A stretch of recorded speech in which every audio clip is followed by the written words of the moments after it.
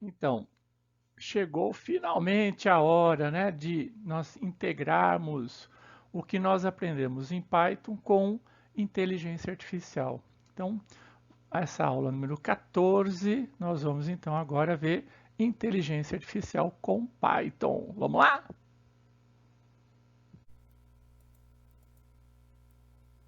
Bem, acho que para começarmos, né, certamente vocês vão recordar que a maioria dos processos, etc., estão encapsulados em bibliotecas, pacotes, né? E existem muitos pacotes de inteligência artificial. E aí vem a pergunta, né? Qual devemos utilizar? Bem, fazendo uma pesquisa rápida, né, apenas com a palavra-chave Artificial Intelligence lá no python.org, no repositório de bibliotecas globais, né, que efetivamente existe lá, saiu aqui mais ou menos não, né, exatos 1.178 projetos que envolvam a palavra inteligência artificial, né? Então, e agora, né? Qual nós devemos utilizar? Bem, a comunidade, né, como um todo, ela vai testando, vai utilizando, e eu aqui vou mostrar para vocês algumas das principais ferramentas divididas em áreas de inteligência artificial, ok? Então vamos ver um pouquinho isso, mas pensando sempre o seguinte, olha, convém entrar nesse repositório aqui de bibliotecas e pesquisar essas bibliotecas e ver, às vezes pode ser que uma em específico seja suficiente para acomodar a necessidade do seu projeto. Não precisamos ir utilizar outras e algumas muito mais avançadas e complexas para atingir os objetivos necessários. Lembrando que, né, para fazer isso, você tem que ter instalado o pip aí, nós já fizemos isso, e aí, para instalar cada um dos pacotes, aquele comandinho básico, né, pip install, o nome do pacote. Para desinstalar, a mesma coisa, só que com o comando uninstall, ok? Muito bem. A primeira grande área de inteligência artificial e que o mundo empresarial utiliza muito é a de análise de dados. E aí eu coloquei aqui algumas bibliotecas muito utilizadas nesse âmbito. A primeira, né, é a NumPy. NumPy basicamente é um pacote, né, que permite trabalhar com arranjos, vetores, matrizes n-dimensionais de uma forma muito, mas muito semelhante à sintaxe do MATLAB. MATLAB é um software, né, de matemática, que trabalha simulações, análises complexas de dados. É muito interessante e basicamente a maioria das funcionalidades que tem lá foram replicadas para dentro desse pacote chamado NumPy, ok? Então é bem interessante, é muito completo e a documentação é fundamental que se leia para se ver realmente o que se deseja. A próxima, né, é o Pandas. Pandas, ele vem trabalhar uma deficiência da NumPy. A NumPy ela não lida bem com tabelas, né, que basicamente constitui a parte essencial da necessidade de análise de dados. E o Pandas ele trabalha muito bem com séries uni e bidimensionais, né? Pandas também incluem funções como anexar linhas ou colunas em data frames, lidar com valores em falta e combinar operações relacionais a partir de banco de dados, tá? Principalmente se for com base em SQL.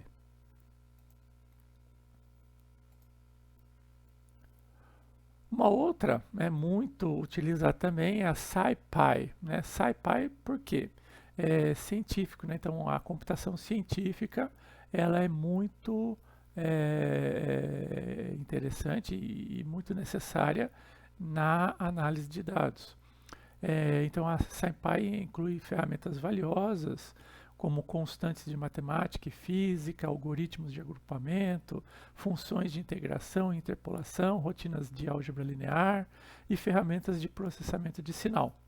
Então, o módulo, né, de função estatística também incluído nesse pacote constituirá a base para a análise clássica de dados, que pode ser aprimorada com funções especiais ou algoritmos de otimização.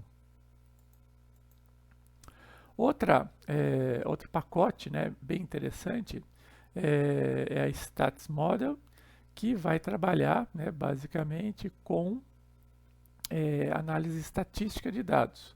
Então, a estimação de modelo estatístico, realização de teste estatístico, coisas nesse sentido você pode muito bem trabalhar com esse pacote, né? Então, você pode então implementar muitos métodos de aprendizagem em máquina e explorar diferentes possibilidades de plotagem dos resultados, né?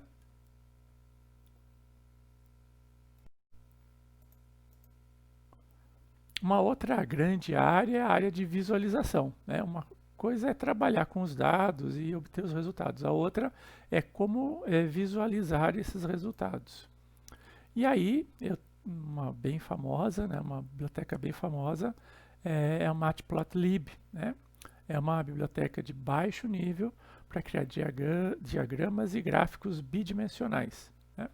Basicamente, a gente pode desenvolver e criar, com base nesse pacote, gráficos diversos, desde histogramas a gráficos de dispersão, com gráficos de coordenadas não cartesianas, é bem legal, né?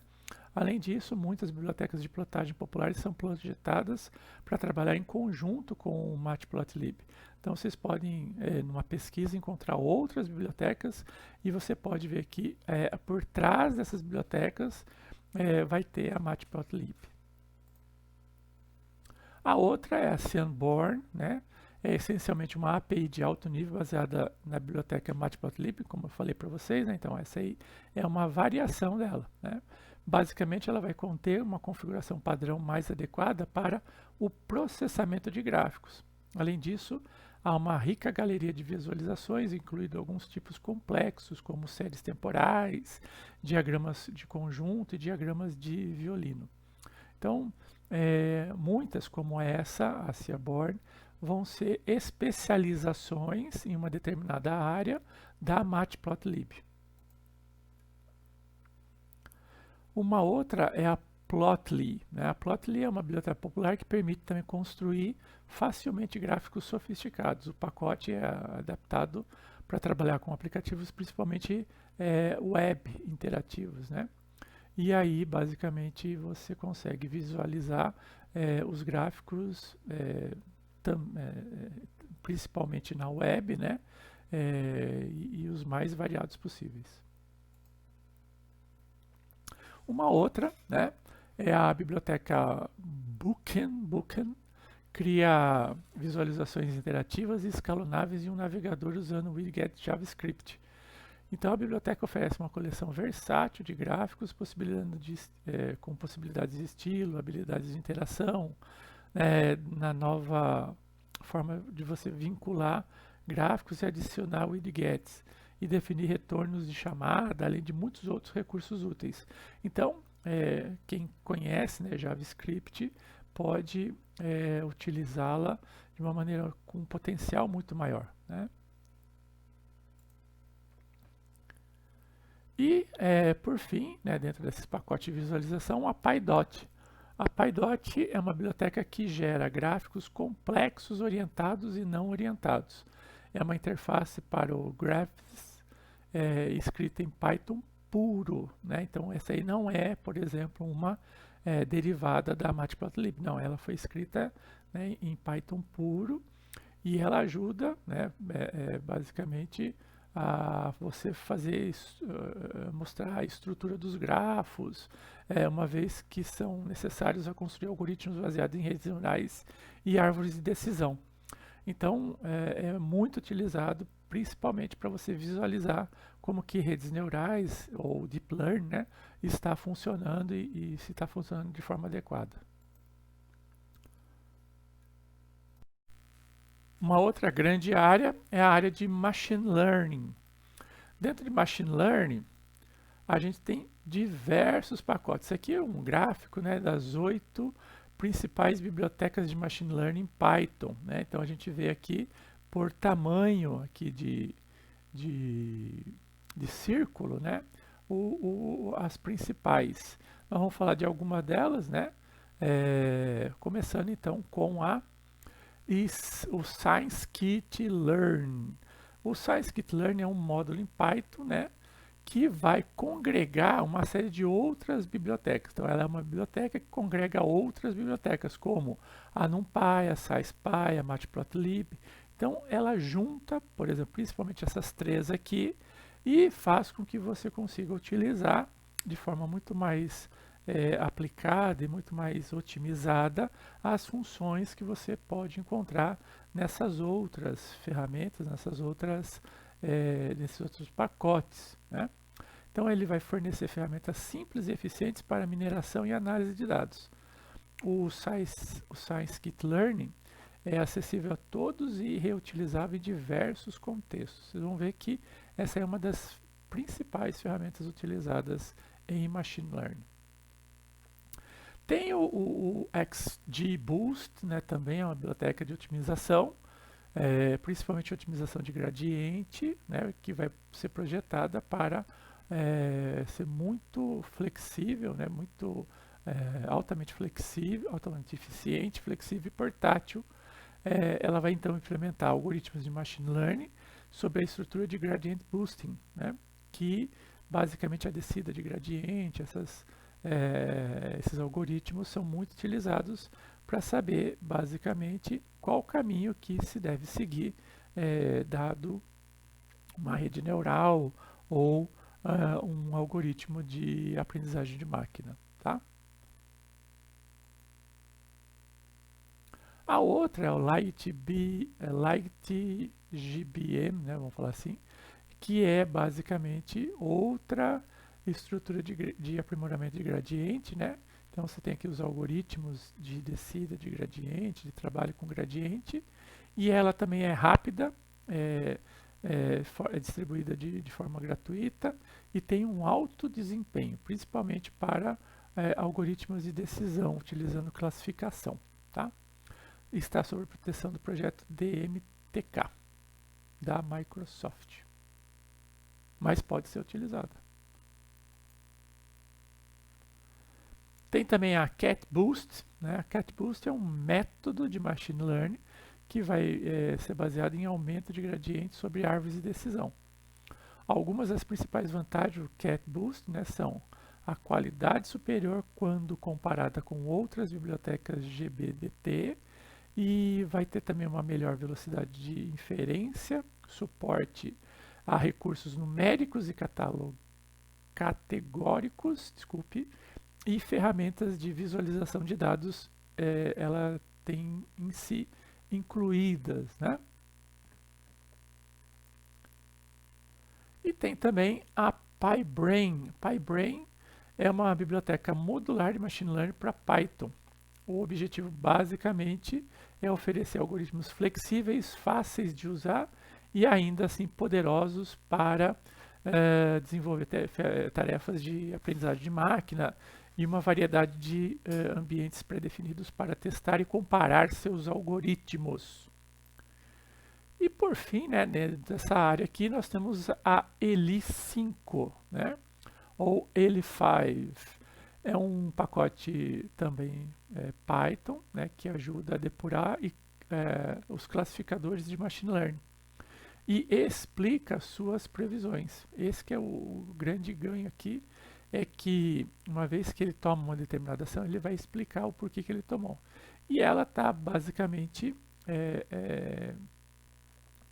centrada em outros pacotes, né? Então, imagina só, ela é um framework, né? Vamos falar assim, um pacotão desenvolvido sobre outros pacotes, né? Como o Scikit-Learn, o GBoost, o LightGBM, o Lightning e o Learn Curse Suite. Uma outra grande área e mais em evidência agora, né, nesse momento, é a Deep Learning. E dentro de Deep Learning, uma das principais bibliotecas, pacotes, né, é o TensorFlow. O TensorFlow é um framework muito popular, né, e foi desenvolvido pela Google Brain, e ele vai fornecer ali habilidades para trabalhar com redes neurais artificiais com vários conjuntos de dados. Entre as aplicações mais populares do TensorFlow estão a identificação de objetos, o reconhecimento de fala e muito mais. Ou seja, o TensorFlow é uma das mais completas dentro de Deep Learning que existem, tá? E há também diferentes ajudantes, vamos falar assim, que rodam sobre o TensorFlow, como o TF-Learn, o TF-Slim, o SK-Flow e assim por diante, tá? Então, é uma das mais completas e mais utilizadas bibliotecas, pacotes, né, dentro de Deep Learning. O Keras também, né, é uma outra API, né, de rede neural de alto nível, e ela é capaz de, ela roda, né, em cima da TensorFlow, da CNTK e do Theano. E aí o que acontece? Ela faz como se fosse um middleware, vamos falar assim, né, entre esses pacotes, essas bibliotecas e o desenvolvedor, tornando todo o processo de implementação muito mais rápido, mais fácil. Então o Keras é um aprimoramento, vamos falar assim, para essas outras três grandes bibliotecas. O PyTorch é uma estrutura que permite executar cálculos de tensores, né, com aceleração de GPU. E aí ele vai conseguir criar grafos, né, computacionais dinâmicos e calcular automaticamente gradientes. Além disso, o PyTorch oferece uma API rica para resolver aplicativos relacionados a redes neurais. Então é uma outra biblioteca, né, não está baseada no TensorFlow, mas trabalha com os conceitos de tensores como o TensorFlow. E, por fim, uma última grande área de inteligência artificial é a de processamento de linguagem natural, né? Dentro do processamento de linguagem natural, a mais conhecida e mais utilizada é a NLTK, Natural Language Toolkit. É um conjunto de bibliotecas, uma plataforma completa de processamento de linguagem natural. Com a ajuda do NLTK, você pode processar e analisar texto de várias maneiras, aplicar o que a gente chama de tokenização, né, vamos falar assim, né, o tokenize, né, e os tags, extrair informações e muito mais. Ainda também é usada para prototipar e construir sistemas de pesquisa. E ela não está disponível só em inglês, ou seja, é bem legal porque é um projeto global e você já tem várias outras línguas, inclusive português, dentro do processamento de linguagem natural. É bem legal e vale a pena utilizá-la quando você estiver trabalhando com processamento de linguagem natural. Uma outra, né, também utilizada para o processamento de linguagem natural, é o SPICE. O SPICE ela tem excelentes exemplos de documentação da API e aplicativos de demonstração. É escrita em linguagem Cython, né, que é uma extensão do C, com suporte ao Python, vamos falar assim. Ela também suporta muitos idiomas, né, mais de 30 idiomas, fornece fácil integração de aprendizagem profunda e também permite uma robustez e alta precisão na análise de linguagem, né, no processamento de linguagem natural. Outra grande característica do SPICE é uma arquitetura projetada para todo o processamento de documentos, sem quebrar documentos em frases, por exemplo, né, como se faz em outras bibliotecas. Ele analisa o todo. E, por fim, nós temos também o GenSys. O GenSys é uma biblioteca Python para análise semântica robusta, né? Modelagem de tópicos de modelagem de espaço vetorial, e é construído sobre o NumPy e o SPICE, né? O SciSpy. Ele fornece então, né, o GenSys, ele vai fornecer uma implementação de algoritmos populares em processamento de linguagem natural, como o Word2Vec, por exemplo, né? Embora o GenC tenha a sua própria implementação de models, wrappers, a biblioteca FastText, né, também pode ser usada para aprendizagem eficiente de representação de palavras, por exemplo, né? É um potencial dela. E uma última, eu não vou falar que é uma área de inteligência, a gente pode dizer que é uma vertente de processamento de linguagem natural, né? Que é o data scraping, né? Que é basicamente você fazer ali a mineração de dados, por exemplo, em vários contextos, um deles a web. E aí para a web, um dos pacotes mais utilizados é o Scrap, que vai ser basicamente utilizado por boots, spiders, né, que vão varrer páginas web para coletar dados estruturados, por exemplo, né? Além disso, o Scrap pode extrair dados de API, né? A biblioteca é muito útil devido à sua extensibilidade e portabilidade. Uma documentação bem simples, bem fácil e rápido de ser compreendido e utilizado. Tá?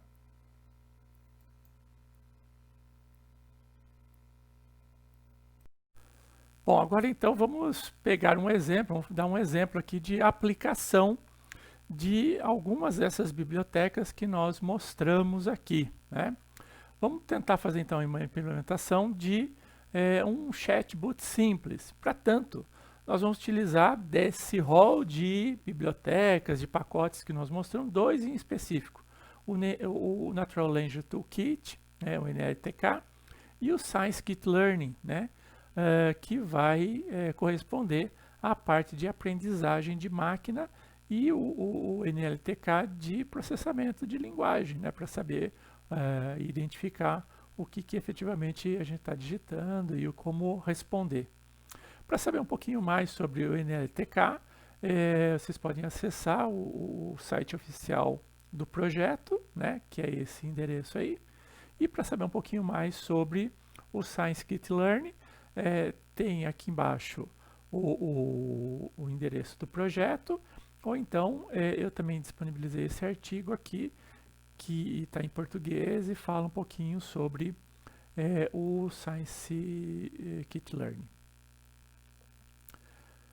Nós vamos fazer então essa implementação desse chatbot simples e basicamente todo o que nós vamos fazer aqui está baseado num artigo, né, dessa pesquisadora, a Paru Pandey, que também está disponível neste link aqui. Vocês podem acessar e ler, né, basicamente esse artigo, vocês vão saber então implementar. Então vamos fazer passo a passo. Depois que nós fizermos, a gente vai executar e aí basicamente o robô ele consegue então responder, falar que ele está muito feliz de ter a gente ali e até mesmo despedir, tá bom? O passo a passo para a criação é simples, né? A gente pode criar um ambiente virtual e não há necessidade de fazer isso, né? A criação de um ambiente virtual é importante, é interessante para que a gente não tenha um acúmulo muito grande de bibliotecas no nosso ambiente geral, né?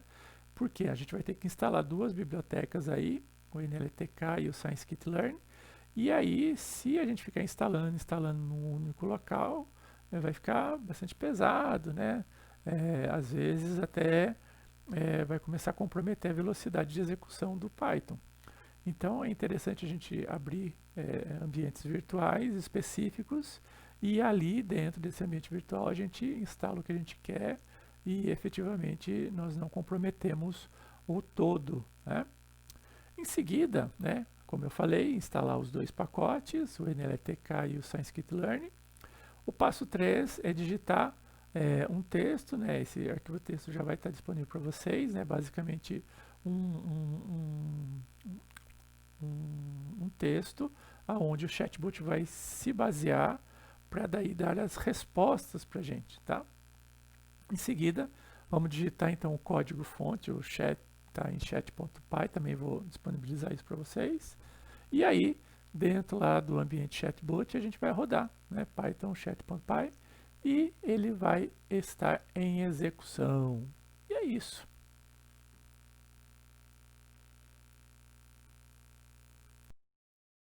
É isso aí, pessoal. Então, terminamos a aula número 14, né? Vimos então essa possível integração, ou melhor, utilização, né, de conceitos e preceitos de inteligência artificial com a linguagem Python. Agora, então, certamente vocês têm condições de iniciar, né, o desenvolvimento dos projetos e vejo vocês na próxima aula na condução desses trabalhos. Um abraço, tchau!